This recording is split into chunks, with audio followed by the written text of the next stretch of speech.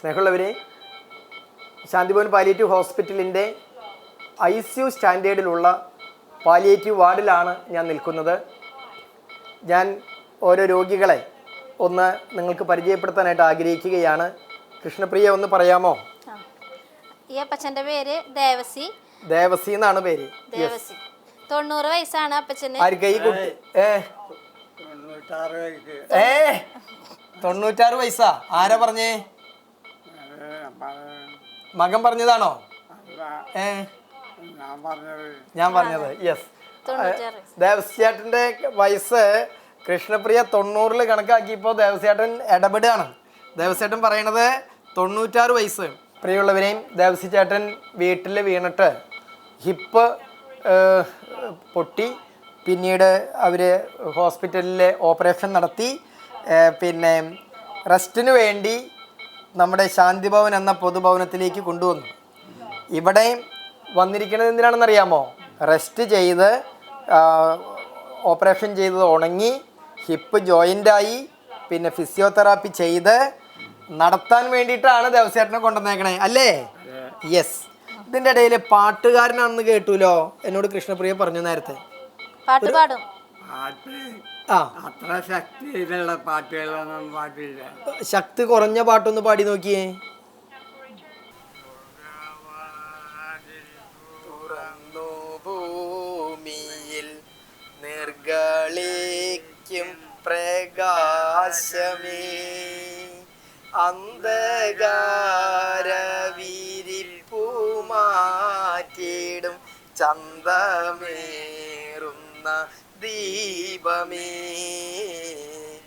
കേഴുവാത്മാവിലാശവീശും മോഹനാഗാനമേ. അപ്പോൾ നോക്കിയേ, കൈകൊണ്ട് താളം ഞാനല്ല പിടിച്ചേട്ടാ, കൈകൊണ്ട് താളം ദേവസ്യേട്ടനെ പിടിച്ചേ. മോൻ്റെ പേര് ഓർക്കാൻ സമയമെടുത്തു. ദൈവത്തിനോട് പ്രാർത്ഥിച്ച് ശീലിച്ച പ്രാർത്ഥന മറന്നിട്ടില്ല. എന്തായാലും കൊള്ളാം. 96 വയസ്സുകാരൻ്റെ ഹിപ്പ് ബ്രോക്കൺ ആയിട്ട് അദ്ദേഹത്തിന് മകൻ ഓപ്പറേറ്റ് ചെയ്ത് കൊടുത്ത് ഇവിടെ കൊണ്ടുവന്ന് റെസ്റ്റ് ചെയ്യിപ്പിച്ച് ഫിസിയോതെറാപ്പി ചെയ്ത് ഇപ്പം നടക്കാൻ പരിശീലിച്ച് തുടങ്ങിയെന്ന് കേൾക്കുമ്പോൾ നമ്മൾ പറയില്ലേ, 70 വയസ്സായി പ്രായമായി, 80 വയസ്സായി പ്രായമായി. ഇവിടെ 90 കടന്ന് 96 വയസ്സായ അപ്പച്ചൻ സർജറി കഴിഞ്ഞ് നടക്കാൻ പരിശീലിക്കുന്നു എന്ന് പറയുമ്പോൾ അത് ചെറിയ റിസൾട്ടല്ല.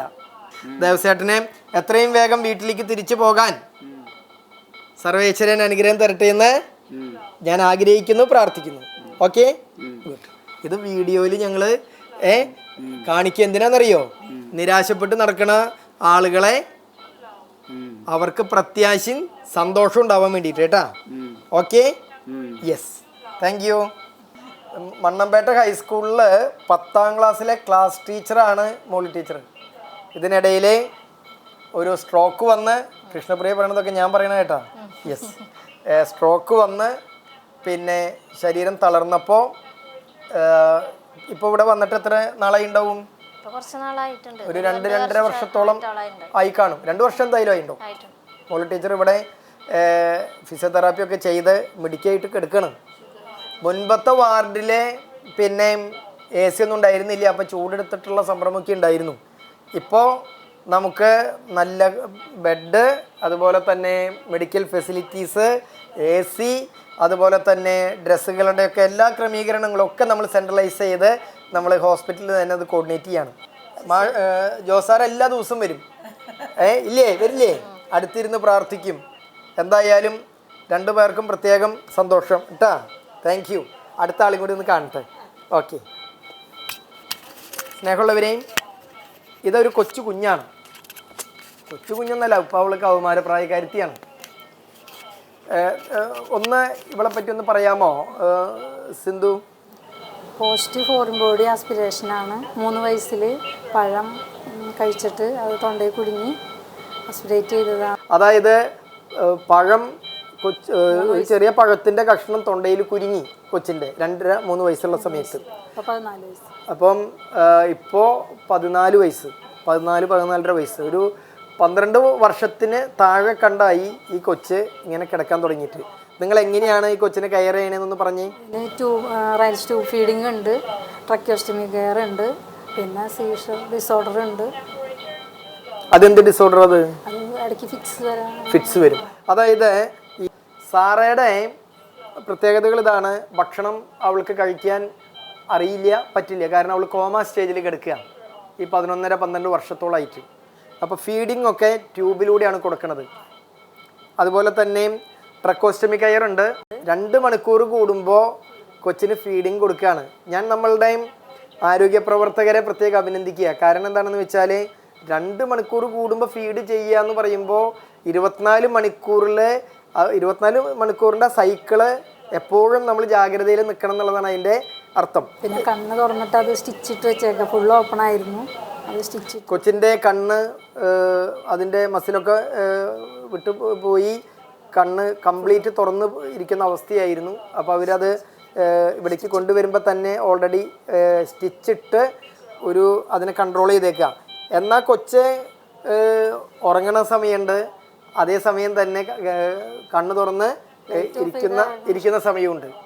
നമ്മൾ ഈ കുഞ്ഞിന് ദൈവം എത്ര കാലം ജീവിതം കൊടുക്കുന്നുണ്ടോ അത്ര കാലം ശാന്തിഭവൻ ഈ കുഞ്ഞിൻ്റെ കൂടെ നിൽക്കണം എന്നുള്ള ആഗ്രഹമാണ് നമുക്കുള്ളത്. ഞാൻ പറയുന്നത് ഒരു ജീവനെ, ദൈവം കൊടുത്ത ജീവനെ നമ്മൾ എന്തുമാത്രം മൂല്യം കൽപ്പിക്കണമെന്നുള്ളത് അത് ഏറെ പ്രധാനപ്പെട്ടതാണ്. ഇഫക്റ്റീവ് അല്ലെന്ന് കരുതി, റിസൾട്ട് ഇല്ലെന്ന് കരുതി, ഫലമില്ലെന്ന് കരുതി നമ്മൾ ജീവനെ തോന്നിയ പോലെ കൈകാര്യം ചെയ്യാൻ പാടില്ല. ഞാൻ നമ്മളുടെ ആരോഗ്യ പ്രവർത്തകർക്ക് പ്രത്യേക അഭിനന്ദനങ്ങളും നന്ദിയും സ്നേഹമൊക്കെ രേഖപ്പെടുത്തുകയാണ്. ഇങ്ങനൊരു കുഞ്ഞിനെ വീട്ടിൽ കിടത്തി കഴിഞ്ഞാൽ ഈ സർവീസൊക്കെ നമുക്ക് കൊടുക്കാൻ പറ്റുമോ? ഒരാളെ കൊണ്ട് തന്നെ പറ്റുമോ? ഇവർ എങ്ങനെയാണെന്ന് വെച്ചാൽ ഇവരിങ്ങനെ മാറിക്കൊണ്ടിരിക്കും. സമയാസമയത്ത് ഇവരുടെ ജോലി കഴിയുമ്പോൾ അടുത്ത ആൾക്കാർ ജോലിക്ക് കയറും.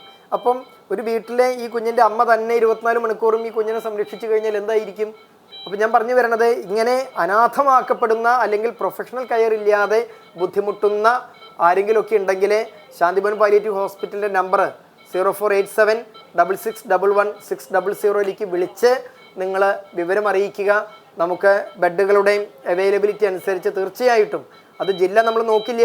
ഇപ്പോൾ തൃശ്ശൂരാണ് ഈ ആശുപത്രി, തിരുവനന്തപുരത്ത് നമുക്ക് മറ്റൊരു ആശുപത്രി ഉണ്ട്. ഇനി കേരളത്തിൻ്റെ വടക്ക് ഭാഗത്തുള്ളവർക്ക് ഇല്ല എന്ന് കരുതി വിഷമിക്കൊന്നും വേണ്ട. എല്ലാ ജില്ലക്കാർക്കും, ഈവൻ മറ്റ് സംസ്ഥാനങ്ങളിൽ ഒറ്റപ്പെട്ട് കഴിയുന്ന വ്യക്തികളുണ്ടെങ്കിൽ അവർക്കും നമ്മൾ ഈ പിന്തുണ കൊടുക്കും. ഞാൻ ഈ സേവനങ്ങൾ നിങ്ങളുടെ മുന്നിലേക്ക് അറിയിക്കുകയാണ്. ചിലരൊക്കെ ബിരുദന്മാരെ ഇങ്ങനെ ഓരോരുത്തരുടെ ചെവികളിൽ പറഞ്ഞു വിടും. എന്തെന്ന്?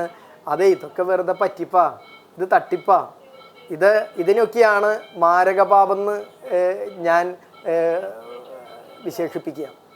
കണ്ടു, നോക്കി, തൊട്ടു എന്നൊക്കെ പറഞ്ഞിട്ട് അതിനെ മാരകപാപെന്ന് പറയുന്നതിനേക്കാൾ അപ്പുറത്ത് മനുഷ്യജീവനുകളെ പരിപാലിക്കുന്ന സംവിധാനക്രമങ്ങൾ തകർക്കാൻ അസൂയ കൊണ്ടും കുശുമ്പ് കൊണ്ടും അതുപോലെ തന്നെ സാമ്പത്തികമായി അവർക്ക് പൈസ കിട്ടുന്നുണ്ടാവും എന്നൊക്കെയുള്ള തോന്നലിലെ അതൊക്കെ തച്ചുടയ്ക്കാൻ വേണ്ടി പരിശ്രമിക്കുന്ന എത്ര സമൂഹത്തിന് മുമ്പിൽ വലുതായൊക്കെ നിൽക്കുന്നുണ്ടാവും അവർ.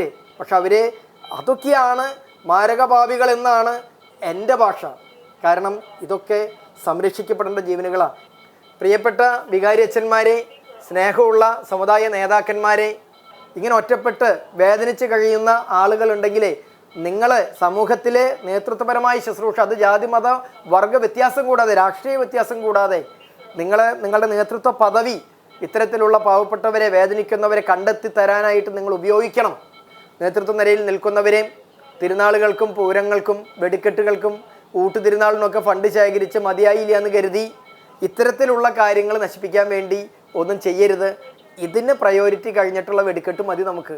ഇതിൻ്റെ പ്രയോറിറ്റി കഴിഞ്ഞിട്ടുള്ള പള്ളിപ്പണി മതി നമുക്ക്. ഈ പ്രയോറിറ്റി കഴിഞ്ഞിട്ടുള്ള അമ്പലപ്പണി മതി നമുക്ക്.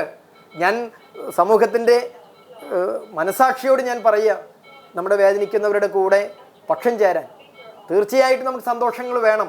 ഒരുമിച്ച് കൂടി പ്രാർത്ഥിക്കാൻ ദേവാലയങ്ങൾ വേണം, അമ്പലങ്ങൾ വേണം. പക്ഷേ ഇത് മറന്നിട്ടാകരുതെന്ന് മാത്രം അഭ്യർത്ഥിച്ചുകൊണ്ട് എൻ്റെ വാക്കുകൾ ഉപസംഹരിക്കുന്നു. നന്ദി, നമസ്കാരം.